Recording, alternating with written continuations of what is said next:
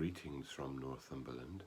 We've just had a beautiful sunrise after the full moon of last night. It's the 30th of March, and we come to the Tuesday of Holy Week.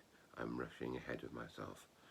And today, on this Tuesday, we go back to a gospel passage that we had, I think, a couple of weeks ago. Jesus in John chapter 12 is talking about the significance of his life.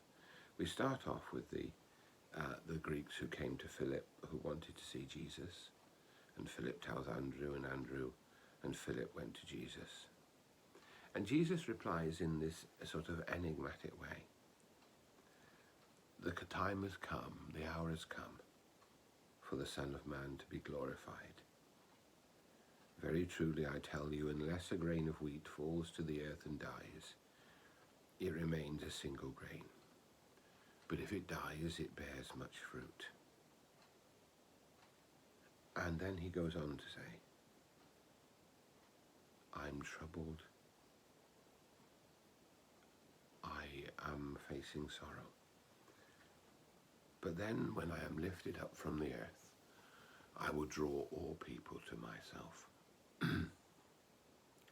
This seems to me to take us to the heart of what is countercultural about Christianity.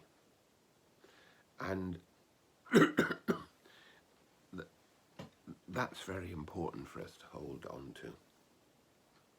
Recently, the Church of England has been rocked by another couple of safeguarding scandals. And they've been, the common denominator in these has been that powerful and well thought of and well connected people have done things that for ages other people thought were unspeakable and unimaginable. And yet, because these people had power and connections, they weren't subject to the proper checks and balances. And I don't want to go into that now, but I want to say it points to a danger for the church operating in our society and indeed in any society. And I think this danger has been true ever since Constantine made the church the established or the permitted religion of the Roman Empire. It is very easy to be seduced by wealth and power and influence. And it is very easy to measure people in terms of what they earn and in terms of what power they have, not in terms of how they serve or what they contribute to the richness of the common life, but in terms of the way in which society values them and pays for them. And even the church is not immune to this. There have been recent discussions about the employing of people on what seem to clergy at least to be astronomical salaries. But Jesus turns the world upside down. There's this doctrine of kenosis, Jesus emptying himself. You know, in the letter to the Philippians, he didn't count equality with God as something to be grasped, but he emptied himself. And here we have Jesus illustrating the utterness of his emptying. And in this week, we see the utterness of Jesus' emptying. Jesus empties himself out of love for you and for me and for the world.